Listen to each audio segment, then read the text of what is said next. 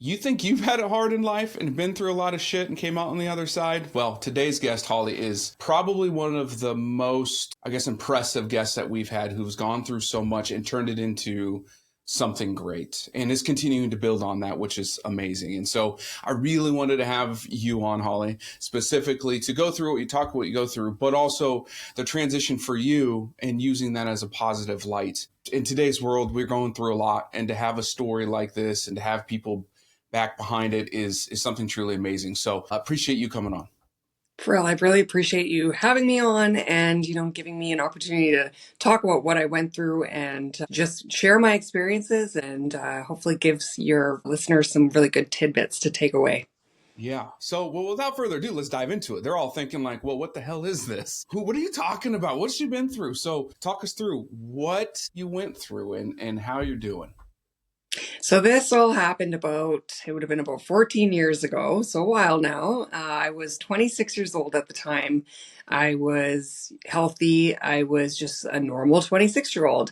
I actually had just been recently married. I was, living life to the fullest, and I was a brand new mom. So I had just given birth to my daughter actually 3 weeks prior. So it was just like a really exciting time in my life. For me, it was like the start of everything, marriage, babies, that family life. And that's what I wanted so badly. And so then when I had my daughter, I had a little girl, and that was just my dreams come true. And I was at home and life was just incredible. And I remember thinking like, just, this is it. This is what I've always wanted. And I was at home and I was adjusting to life as being a brand new mom. I was adjusting to breastfeeding, waking up in the middle of the night, and it was exhausting. And I was like in over my head, but I loved it. Like, just absolutely loved it. But very quickly, things just quickly drastically changed. So I was at home. My daughter's 3 weeks old, and it was this huge blistering snowstorm out. It was freezing cold. It had been that way the whole time since my daughter was born. So I barely even left the house. I hadn't even really introduced her to much family and friends yet. I figured we had so much time together. And in that night, it first started, I had this weird, strange tingle in my fingertip. And when you have a tingle in your fingertip, you think like maybe you burned yourself. You don't think that it's anything serious. And as time went on, after a couple of hours, all of a sudden I had this weird tingle in my back and this weird pain in my neck. And it was like, okay, what's going on? Like, why do I feel like this? I thought maybe I had a pinched nerve. I actually Googled it and was like, what's going on with my neck? And that's what Google told me. You've got a pinched nerve. So I just tried to ignore it, but the pain in my neck and my back just got worse and worse. And I started to just feel really drained and tired. And I was walking around the house and I was like, oh, it just feels really hard to walk. I again was like, you know what? I haven't slept much in the last 3 weeks with the new baby. So it's probably just, I need a good night's sleep. So I went to bed that night and I remember walking up the stairs and I remember having to hold on to the railing and going like, it's really difficult for me to lift up my legs. Again, I just need to go to bed. I'll wake up tomorrow and I'm going to be fine. So I went to bed and I had this neck pain that it just would not go away. So I'm again online Googling stuff, Googling stretches, like how do I get a neck pain to go away? And I'm doing all these yoga poses and it's not going away. It's not getting better. And eventually, I'm on the floor doing these different exercises and stretches. And my daughter wakes up in the middle of the night so that she can nurse. And I stood up from the floor and my legs buckled and completely gave out on me. So at that point, I knew, something is a lot more serious. If it is a pinched nerve, then it's affecting my ability to really walk. So I was able to like stand back up and get myself to the hospital. And I remember at the time just thinking like, okay, my ex-husband, my daughter's father, I remember telling him, just drop me off. I'm only going to be here probably for a couple of hours. There's no point in you coming here. I don't want my newborn here. So just drop me off. I'll call you in a few hours. And I had no idea that that would be the last time that I would step foot out of that hospital for 3 months, over 3 months. See, that is a lot, right? People listening, I told you she went through a lot in a very small period of time. To go through one of those events, whether that's getting married or having a kid or then getting sick, is enough. But to have all three happening basically at the same time in the middle of winter, which is always a depressing time as well, like you could not have struck out more. Oh, I know. I know. Yeah, so I went into the hospital and I was very fortunate that I seen some doctors that, it was very quiet that night because it was a snowstorm. And they said, like, yeah, you are very weak and you seem to be in a lot of pain. And there's definitely something going on here, but we don't know what that is. So we're going to call a specialist to come take a look at you. So I was very grateful that they passed me off to somebody that they thought might know. And that doctor, by the time he came down to see me, I was struggling to walk. I could almost barely walk anymore. And he said, I think I know what you have. I think it's this rare disease called Guillain-Barré Syndrome. And I remember at the time thinking, like, I've never heard of that. I don't even know what that is. Like, it's this syndrome. What do you mean a disease? Like, I really was just so lost in my head. Like, okay, I'm going to need some medication then, and then I'm going to go home, okay? And he was like, no, this is very serious. So basically what Guillain-Barré syndrome is it's a rare autoimmune disorder. And it's very similar to like MS, multiple sclerosis. So with MS, basically your immune system is attacking your brain and some of your nerves. And with GBS, very similar, it's attacking the nerves that are not a part of your brain. So basically every other nerve in your body. And what it does is it stops your body from being able to transmit signals, which then stops you from being able to really move your body. So he said, this could be serious. We don't know. All cases of GBS can be from either mild to severe, so you need to stay at the hospital until we know. We need to monitor you. And I said, I can't, I gotta go home. I have a Newborn. I gotta breastfeed. Like, sorry guys, I gotta go. And he was like, no, like, you're not leaving, you're being admitted. Like, this is very serious. You need immediately. And so they came to the hospital, and very quickly my case went downhill. I within 12 hours I was completely bedridden, and within 72 hours of arriving at the hospital, the paralysis had actually spread upwards, affected my ability to breathe, and I was put in ICU on a ventilator. No, thank you. No, Yeah. thank you on that. And so, how long were you on the ventilator then? The rest of the time, basically. Are you still there? Yeah, I got it. So I was on the ventilator for almost 3 months actually. And I basically, had to learn how to breathe on my own. So I was paralyzed almost the entire time. I couldn't speak. I couldn't hold my daughter. I couldn't move. I was literally bedridden, paralyzed, unable to do anything. And I remember during that entire time, I felt like my life was over. I felt like there really was no hope. The doctors kept telling me, you're going to get better. Things are going to improve. With GBS, it's an acute disorder, meaning that you're going to have this attack and then eventually your body's going to start to recover. You're going to have to go through physiotherapy, all that sort of stuff. But when I am like paralyzed in ICU and I'm watching my daughter literally grow up before me and I'm not getting better, it was so hard to believe. So I was in a very dark place for a long time where I was like, just let me go. Like, I don't think I'm going to recover from this. I was in so much pain, emotionally, physically, and there were times where I just wanted to die. Right. Rightfully so, too. I mean, I cannot relate at any level at all. But I'm thinking about those times where like you're like half asleep, not asleep, and like you can see but you can't move, like you're in that sleep where you're Mm. paralyzed. I could not fathom being stuck that way for 3 months. Like Yes, just the mental grind and insanity. it was. I remember Just at times, on that. like, yeah, like staring up at the clock on the wall and being like, it feels like it's been hours. And then I would look and be like, no, it's been 2 minutes. Like, and that's what I did. Like, it was just counting down the time. But eventually I did get better, and I was able to start weaning off the ventilator. And that was probably the hardest part of my journey, was just learning to breathe on my own. So it was like being underwater, about to run out of air and feeling like you're going to drown. And I remember coming off of that ventilator for like 10 seconds at a time and crying and being like hysterical and being like, I can't do this. I'm not going to be able to do this. And the doctors and nurses, they were like, you know what? She's really losing hope. She doesn't want to do this. So they actually found another GBS survivor to come see me. And he came to the hospital and he walked in and was like, you know what? I've been in your shoes. I was hospitalized with the same disease that you had, and look at me now, I've recovered. And that was just this huge motivation. And I always tell people, no matter what you're going through, find the people that have been through it already. Those are going to be your people that are going to help you. Whether maybe they're going through it now, you guys can help each other, or somebody that's already out on the other side. And that's what he was. He was just like this huge spark of light that kept me going. It was like, you know what? He was where I was. If he can do this, if somebody can do this, then I can too. So that gave me that motivation.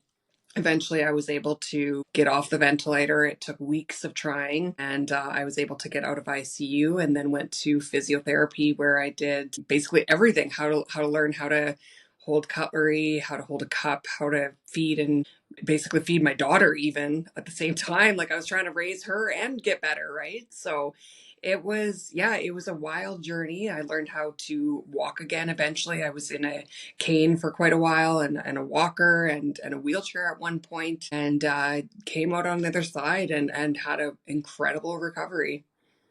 What were you doing? We didn't talk about this, but touch on what your career was prior to. So I worked in human resources, which is where I am working as well now.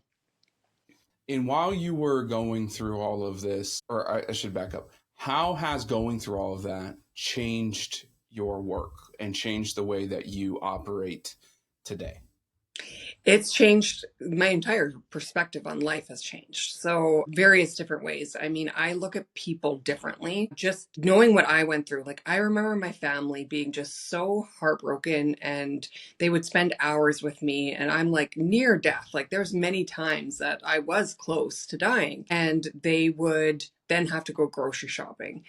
And I would just picture them, what it must have been like to walk through the grocery store with their daughter at home or in the hospital. And like, people that were dealing with them would have no idea. And so it made me think of people like that differently. Like, I would now, when I'm in a grocery store, I'm like, you know what? This person might be having a really bad day. They may have a family member fighting for their life in the ICU. Like, you just really don't know what somebody may be going through. So it's given me a lot of compassion. It's given me a lot of compassion for people that deal with health issues. Obviously, I went through it myself in ICU. But then after that, following for about a year, I was off work still, and I was having to get back to my life, and I was having to clean and cook and take care of my child, but I still had a lot of residual disabilities. So I was, dealing with pain, I was dealing with weakness, and it was just a struggle. And so it really made me realize, like, our health, we're so lucky to have it. And the people that deal with health issues and stuff, like, I've just got a lot more compassion for. They do. And a part of what we talk about on this podcast all the time is I bring guests on. Everything we talk about is to provide people and let them know they're not alone in their situation, right?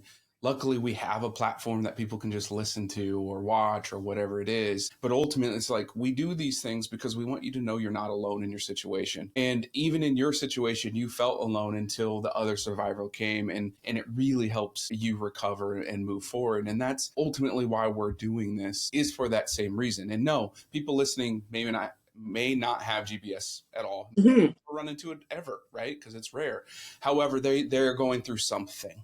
Yeah. Can you talk to these people about whatever it is for them that they're going through, that can help them maybe just take that first step forward and start moving forward on their journey?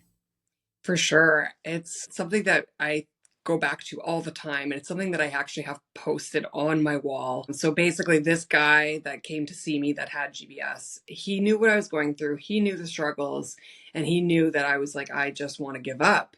And so he brought me this sign, and he posted it right in front of me so that I could see it every day, all day long. And it was this quote that said, "Courage doesn't always roar. Sometimes it's the quiet voice at day's end saying, I will try again tomorrow." And I remember reading that and just crying and thinking, like, okay, courage doesn't always roar. When you're in the thick of it and you're going through challenges, you're not feeling strong. You're not feeling like you can do this. And that was hard for me because a lot of people were telling me, "You're so strong, Holly. You're going to get through this." And I'm in ICU. I'm on my deathbed, and I've got a ventilator in my throat, and I'm going like, "I'm not strong. I can't do this. I can't. You got to stop saying that." But then I realized that courage doesn't always roar. That's okay. It can sometimes be you laying there in bed with tears in your eyes saying, "I can't do this, but I can try again tomorrow." And so that's what I kind of promised myself I would do. And whether that's even for 10 seconds or a minute at a time each day, you try a little bit. And then if you give up, you give up, but then you try again tomorrow. And so that's what I've done. And I've put that for kind of every challenge that I've been faced with since. I obviously had to go through the physiotherapy, learning how to walk, which was another challenge.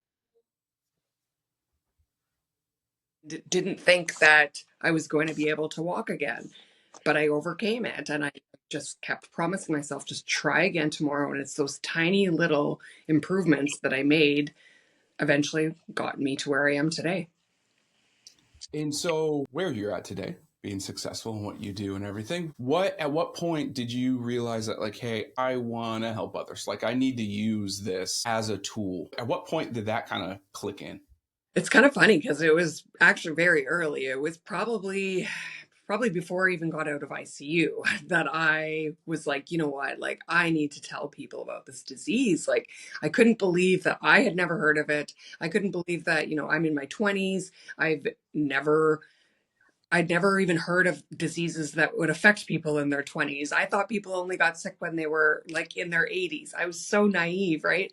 So I was like, I need to spread the word about this rare disease and what it does to somebody. So I kind of knew immediately from that point. And then when I got out of the hospital, I knew that it was like, you know what, this man came to see me. I knew that I wanted to do the same. So I got involved with the GBS Foundation here in Canada, where, they are sending previous survivors to go visit people in the hospital, which I did. And it was hard, but very rewarding just to be on the other side of the bed, say, hey, I've been in your shoes. I have overcome this. You can too. And just give them that hope. And so since then, it just kind of spiraled and snowballed into like this drastic life. Like I went from, working in HR and just being really focused on that, not really having a purpose in my life, to suddenly, I went through this awful thing and I can turn it into something beautiful and I can share my experiences with other people, not only patients, but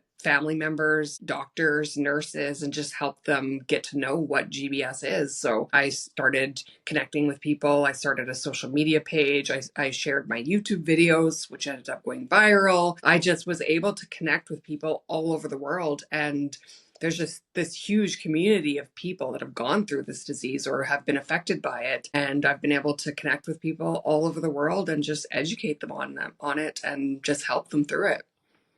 What's been the greatest, what word do I want to use? What have you learned the most from helping other people, right, across the world and all those other walks of life? Not necessarily just because of GBS, but like, what has it brought in, and what have you taken from all of those different people that you've helped? I think just seeing how incredible we are as human beings, and there's so much darkness and so much sadness and horror that we have to go through in our lives. Again, whether that's GBS, whether that's another health issue, whether it's nothing, not even related to health, maybe it's like a divorce or a death or just any kind of challenge. Like we go through so many challenges. And what I've seen is people come out on the other side. And we have that strength within us. And a lot of us don't realize it until we go through it. And it is there. And you may not believe it, but it is there. And you just have to keep pushing through and getting to that other side. And then you will see. And we are so much stronger than we realize. Community, right? Like having a team of people. Yeah. And do it alone. Exactly. Exactly. Like go find those people, whatever that looks like to you. Social media has made it amazing that we are able to connect with people. I can't imagine 40 years ago going through GBS and you believe that you're the one and only person in the world that has it, and I can just pick up my phone and I can message with somebody across the world that may have some answers for me.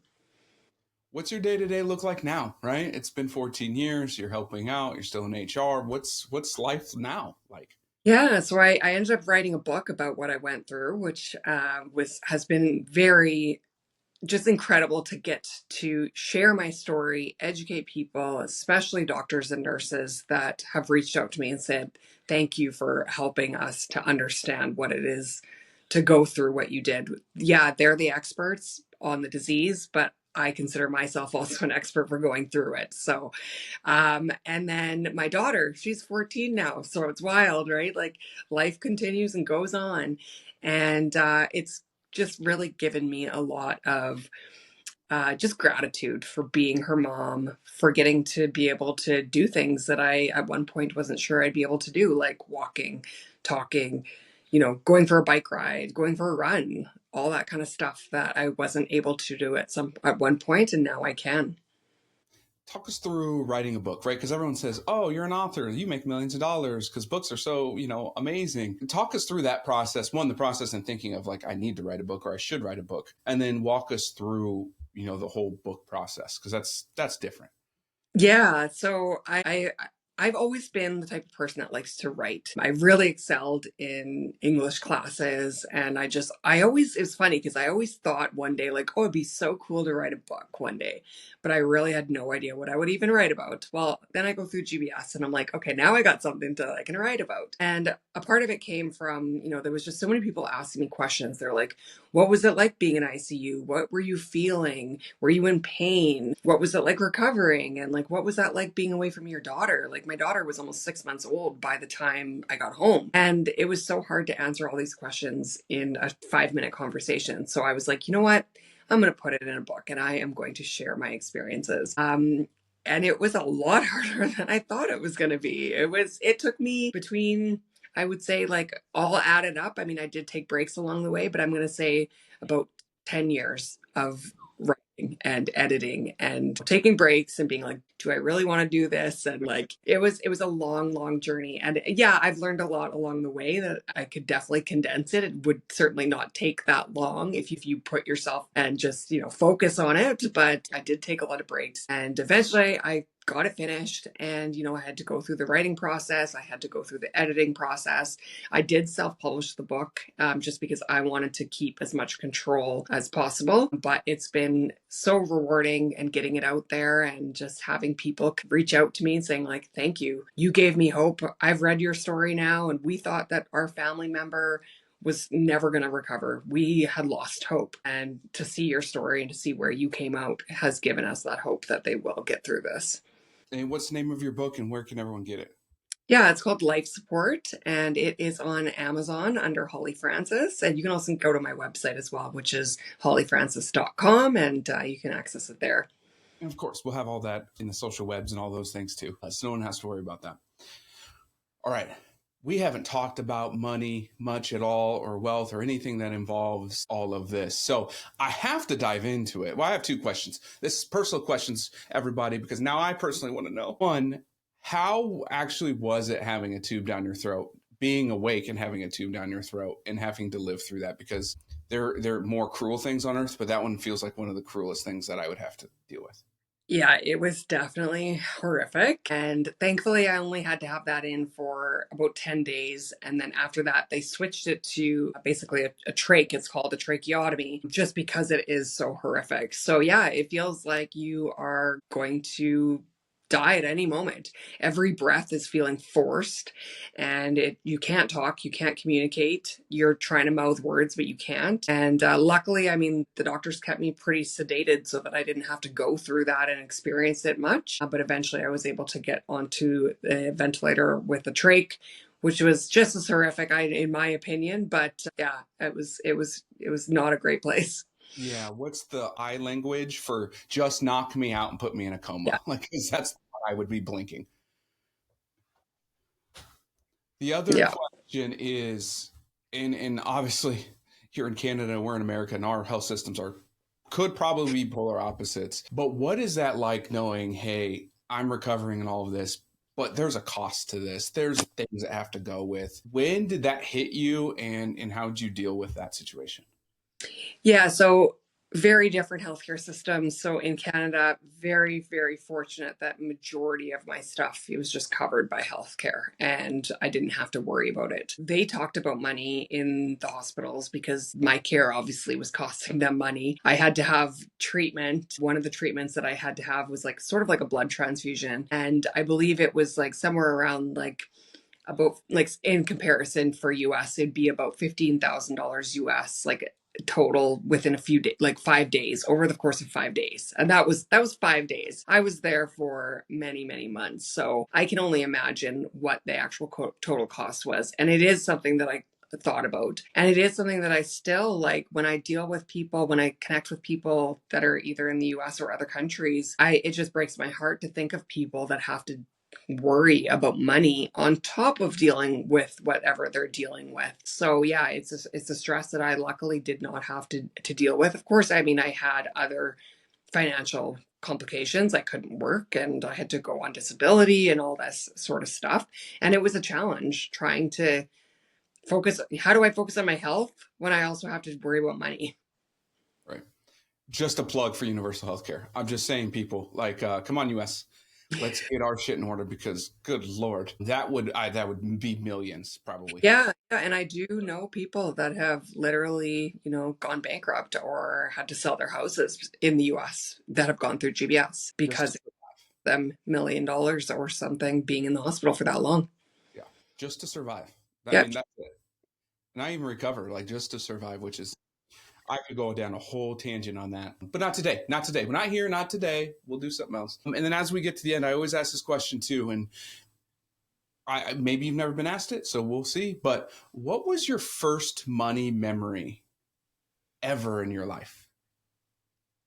I grew up with not a lot of money, so I think just always being aware of like my family that we didn't have a lot of money, so it was like we couldn't do a lot of things. Just being told like, no, we can't do that, we can't afford that. So I think money's always been like at that point had always been a big worry of mine. And so yeah, when I was going through GBS, same thing. Like it was like, what does my future look like? What if I don't recover enough to work again? Like, how am I going to provide for my family? How am I going to be able to pay for things? And yeah, it's something that is just such a big part of our life, as much as we don't want to admit it. We don't want to say that, money is important, but it is. It really is. Yeah, there's no way around it, really, ultimately, at the end of the day. Well, I appreciate you. I appreciate what you've gone through and being such an advocate and speaking up. Our voice matters, right? People matter and they just need to hear and be around and be involved. So I appreciate everything that you've gone through, and I'm glad you are speaking to us today. We are going to have your book and all the things, all other socials as well. So everyone will be able to check that out. And we appreciate you coming on and be happy to support you in any way we can. Perfect. Thank you so much for having me on.